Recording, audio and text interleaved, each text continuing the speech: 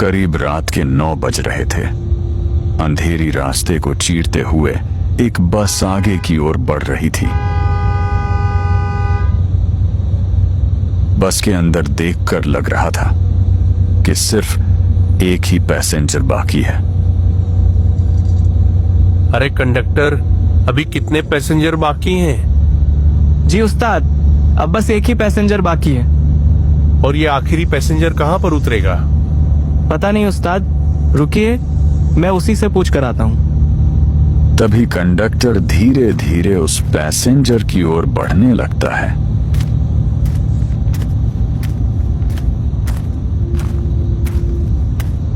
अरे वो लड़के, उठ जा, अपने कानों से हेडफोन निकाल। क्या हो गया चाचा? तूने बस का टिकट लिया था? हाँ, लिया था टिकट। वो अभी भी मेरी जेब में पड़ा है। आपको चाहिए क्या? नहीं नहीं। अच्छा ये बताओ, ये टिकट कहाँ जाने का लिया था? छायापुर जाने का। क्यों चाचा, क्या बात है? क्या? ये तुम क्या बोल रहे हो? तुम्हें छायापुर में उतरना था और तू यहाँ कानों में हेडफोन लगाकर सो रहा था।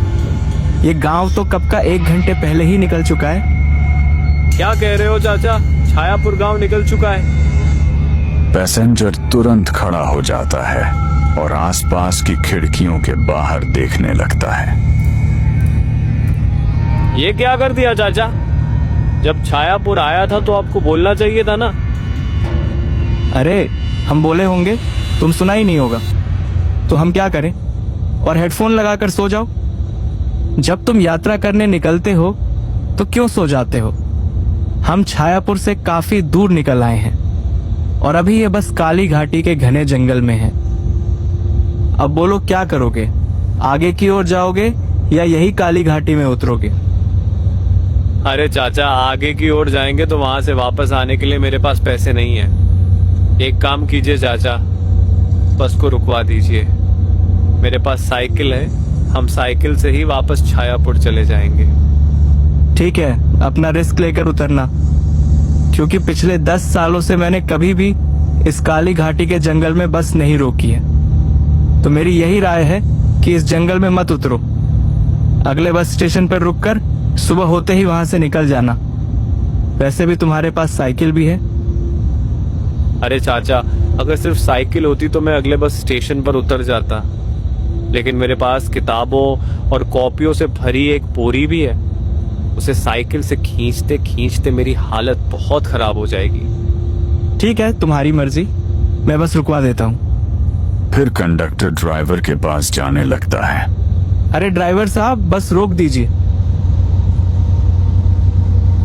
तभी ड्राइवर काली घाटी के घने जंगल के बीचों बीच अपनी बस धीरे धीरे रोक देता है। क्या हो गया कंडक्टर? बस अचानक क्यों रुकवाया? अरे उस्ताद, एक बहुत बड़ी प्रॉब्लम हो गई है।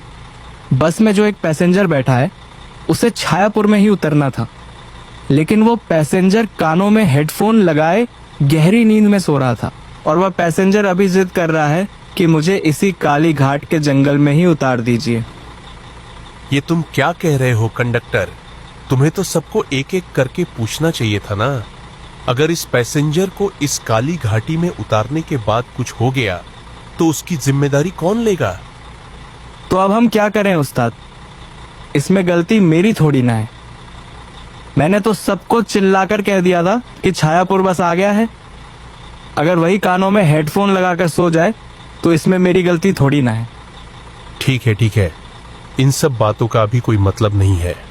अगर ये पैसेंजर यहीं उतरना चाहता है तो इसका फोन नंबर लेकर इसे यहीं छोड़ दो।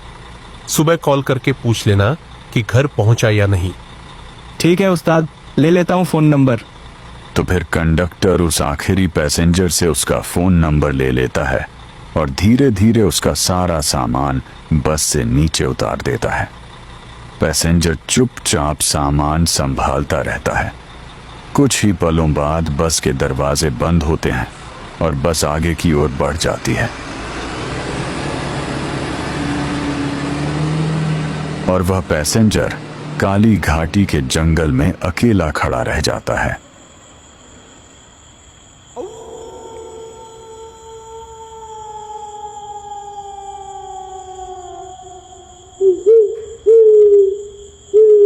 आसपास के जानवरों की आवाजें उस काली घाटी के जंगल को और भी भयानक बना रही होती हैं। कहीं दूर से सियारों की आवाज आती है तो कहीं कहीं उल्लू की डरावनी गूंज उठती है, जिससे पूरा माहौल और ज्यादा सिहरन भरा लगने लगता है। मैं कितना आलसी हो गया हूँ। बस में कब आंखें लग गई मुझे पता ही नहीं चला। अब इस किताबों से भरी बोरी को साइकिल से खींचना पड़ेगा। मेरी माँ ठीक ही बोल रही थी कि शाम को रूम खाली मत करो, लेकिन मैंने सुना ही नहीं। अगर माँ की बातें सुन लेता तो इस सुनसान रोड पर नहीं फंसता। चलो, कम से कम मेरे पास साइकिल तो है। रात भर में गांव पहुंच ही जाएंगे। इतना